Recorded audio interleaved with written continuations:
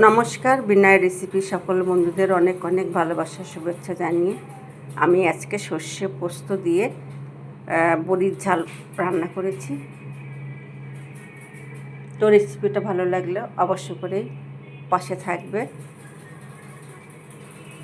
ভিডিওটা দেখে পুরোটা দেখে লাইক কমেন্ট শেয়ার অবশ্যই করবে।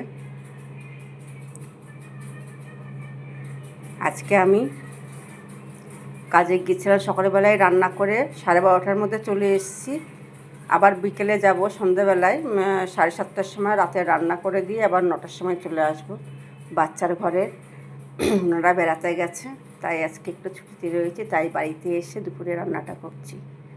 তো বন্ধুরা, তোমরা সবাই ভালো থেকো, সুস্থ থেকো, আমার পাশে থেকো। আমার ভিডিওটা ভালো লাগলে, গরমকালে এই রান্নাটা ভালো লাগে খেতে।